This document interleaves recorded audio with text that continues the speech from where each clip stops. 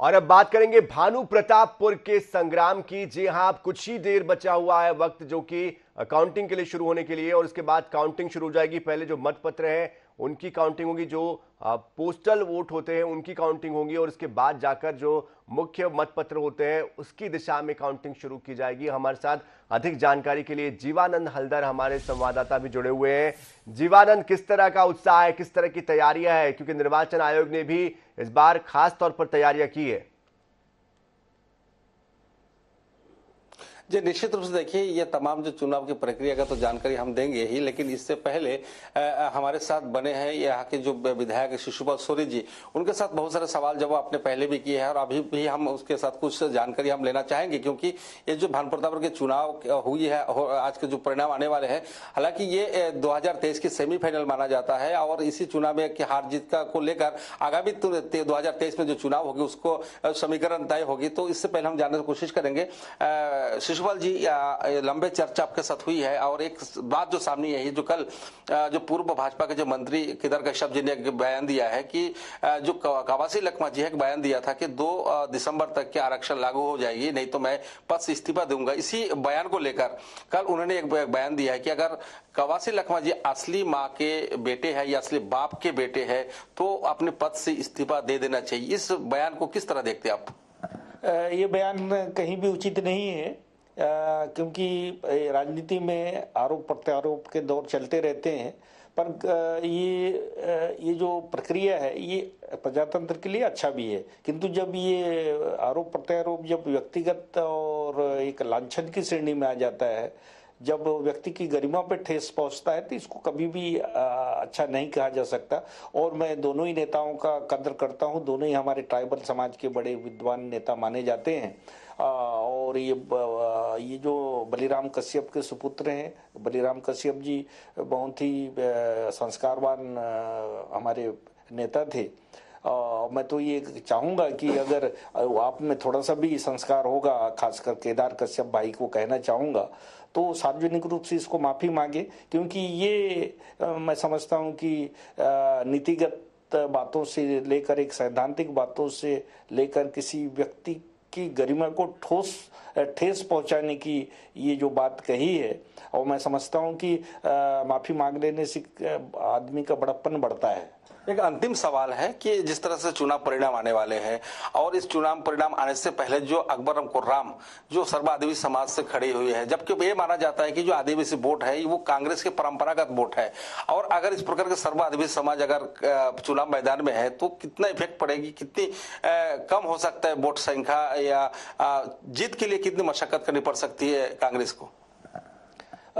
मैंने पहले ही बताया कि ये आदिवासी समाज के कोई निर्णय नहीं है। अगर आदिवासी समाज के निर्णय होते तो यहाँ 60% आदिवासी वोटर हैं, और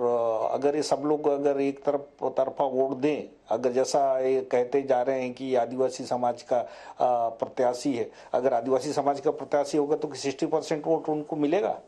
ये तो कतई संभव नहीं है। ये कुछ जिनको नेतागिरी का शौक है वो लोग, ये अगर ये स्थिति नहीं आती तब भी खड़े होते। तो कुछ लोग हैं जो खड़े होते हैं और इनकी हैसियत एक निर्दलीय प्रत्याशी की है, और निर्दलीय प्रत्याशी कितना वोट को प्रभावित करता है। अब मेरा ऐसा आकलन है कि ये जो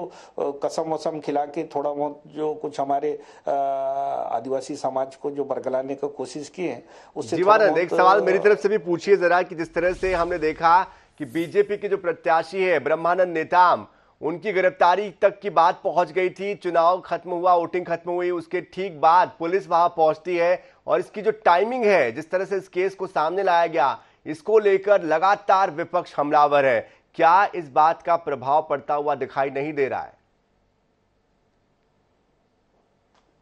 देखिए, जिस तरह से अभी चुनाव के मैदान पे जब भाजपा प्रत्याशी ब्रह्मानंद नेताम जी थे, उसके ऊपर जो आरोप रेप का आरोप लगा है, रेप का आरोप लगने के बाद जो भाजपा है वो कांग्रेस के ऊपर आरोप प्रत्यारोप भी दौर रखा, और जैसे ही 3 बजे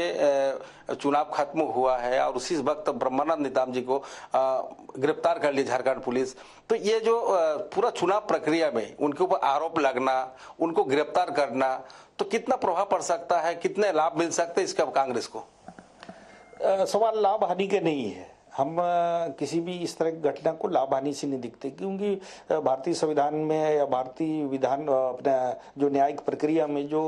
होता है कि किसी के खिलाफ अगर कोई प्रार्थी या इस तरह के आरोप लगाती है तो एक गंभीर विषय है, और खासकर जब पॉस्को एक्ट के तहत मामला पंजीबद्ध होता है तो इसमें गंभीरता और बढ़ जाता है। इसमें हमारे बहुत सारे जीवानंद, टाइमिंग को लेकर सवाल पूछिए, जो समय चुना गया है उसको लेकर ये सवाल था मेरा, चुनाव के वक्त ही क्यों? त्वरित कार्रवाई और ठोस कार्रवाई होनी चाहिए। देखिए जिस तरह से जो उनका जो गिरफ्तारी हुआ, जो एक समय था, देखिए पूरे चुनाव प्रक्रिया में ब्रह्मानंद नेताम घूमता रहा, प्रचार करता रहा, लेकिन जैसे ही 3 बजा और पूरा पोलिंग बूथ की मतदान खत्म हुआ, उसी टाइमिंग में उनका हिरासत में लेना, क्या समझते इस टाइमिंग को लेकर, क्या कहना है? आपको ज्ञात होगा कि 3 दिन पहले जब झारखंड पुलिस आई थी, बल्कि 5 दिन पहले जब झारखंड पुलिस आई थी तो उन्होंने इनको एक नोटिस जारी किया था कि आप अपने पक्ष में जांच के लिए थाने में, कांकेर थाने में उपस्थित हुई। उस दिन वो उपस्थित नहीं हुए, उनके अभिकर्ता और उनके वकील उपस्थित हुए थे, और उन्होंने राइटिंग में निवेदन किया था कि चुनाव प्रक्रिया जैसी खत्म हो जाएगी हम जांच में सहयोग करेंगे। उसी के कड़ी में ये चल रहा था और उनको ये इजाज़त दी गई थी कि आप चुनाव लड़िए, क्योंकि चुनाव लड़ना भी एक संवैधानिक अधिकार है और किसी की संवैधानिक अधिकारों को जांच के नाम पे नहीं रोक सकते। और इसमें जहाँ तक पार्टी का सवाल है, इसमें पार्टी की कोई बीच वाली बात ही नहीं है, ये तो एक प्रक्रिया है। और उसके बाद जब चुनाव जब खत्म हुआ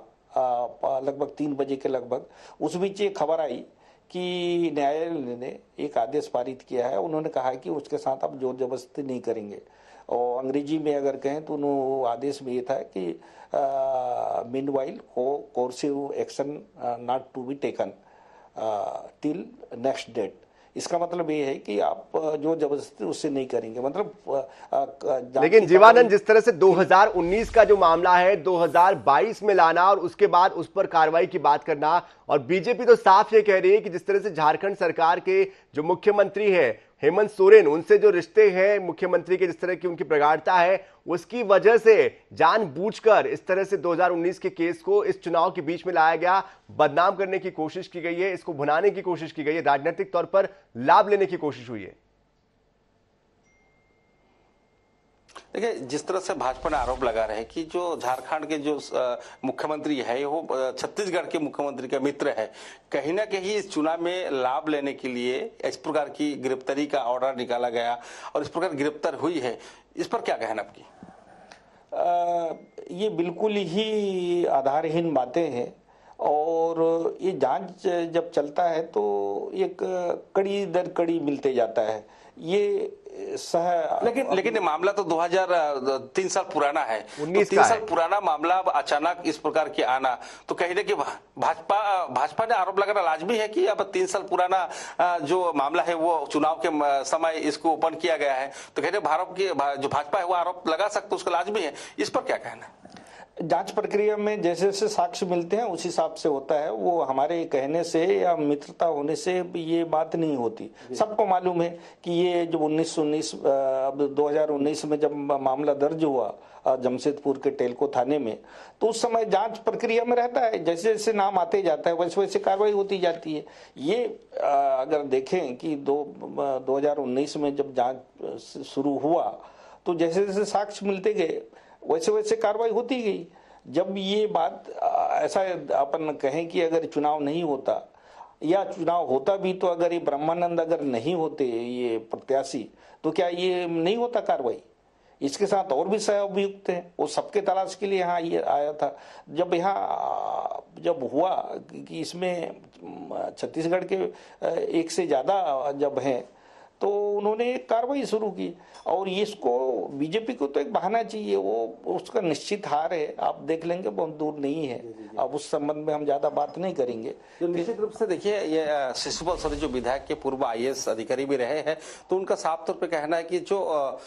कानूनी प्रक्रिया है वो कानूनी प्रक्रिया में विलंब जरूर हुआ है, लेकिन जिस तरह से झारखंड के मुख्यमंत्री और छत्तीसगढ़ के मुख्यमंत्री की मित्रता की बात है वो गलत है, और कानून अपनी तरह से काम किया है और अपनी तरह से काम कर रहे हैं, तो निश्चित रूप से ये तो आने वाले समय ही पता चल सकेगा कि परिणाम आने के बाद कि कौन जीतता है कौन हारता है। लेकिन फिलहाल जो सामने बात आ रही है कि अभी थोड़ी देर बाद ही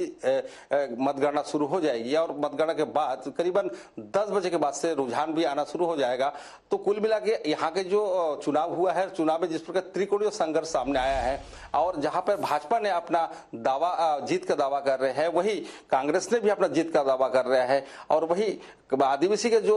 उम्मीदवार है वो भी अपने जीत का दावा कर रहा है। तो ये तो आने वाले समय पता चल सकेगा कि कौन यहाँ पर बाजी मार ली है। तो कुल मिला के आप थोड़ी देर सभी दर्शकों को इंतजार करना होगा कि नतीजा आने तक के, तब तक के हर एक पल के जो रिपोर्ट है INS 24 दर्शकों तक पहुंचने के लिए हम कटिबद्ध है। जी बिल्कुल जीवानंद, आप हमारे साथ बने रहिए। शिशुपाल जी, आपका बहुत बहुत शुक्रिया हमारे साथ जुड़ने के लिए। और जिस तरह से भानु प्रतापपुर का जो उपचुनाव है, इसका जो संग्राम है, ये आने वाले समय के विधानसभा चुनाव के लिए भी एक दिशा और दशा भी तय करने वाला है, क्योंकि यही से तय होगा कि सरकार का अब तक का जो कार्यकाल है वो जनता ने पसंद किया है, नापसंद किया है। विपक्ष भी अपना आकलन करेगा, विपक्ष भी ये चाहेगा कि वो जाने कि संगठन की मजबूती कितनी है, क्योंकि जिस तरह से हमने देखा कि विपक्ष में भी कई बदलाव हुए हैं। ना सिर्फ प्रदेश अध्यक्ष बदला गया, नेता प्रतिपक्ष बदला गया, बल्कि प्रदेश प्रभारी को बदला गया है। तमाम तरह की जो कवायदे हैं वो की गई है। इस बीच हल्ला बोल कार्यक्रम भी किए गए। कोशिश ये की जा रही है कि चूंकि कहा यह जाता है कि छत्तीसगढ़ की राजनीति का रास्ता बस्तर से होकर जाता है और इसीलिए बस्तर को साधना बेहद जरूरी है। और बस्तर को साधना इसलिए भी जरूरी है क्योंकि महज 10 से 11 महीने के बाद फिर से एक बार विधानसभा के चुनाव होने हैं और अब तक के जो 4 उपचुनाव हुए हैं उसमें कांग्रेस ने बाजी मारी है। ऐसे में बीजेपी के लिए भी ये चुनाव कई मायनों में महत्वपूर्ण हो जाता है और कांग्रेस के लिए इसलिए हो जाता है क्योंकि उसे आने वाले समय में भी अपने आप को इस मैदान में रखना है, चुनावी मैदान में, और जीतकर वापस लौटने की जो कवायद है उसको सफल करना है। इस पूरी कवायद पर, भानु प्रतापपुर के उपचुनाव पर हमारी नजर बनी हुई है। पल पल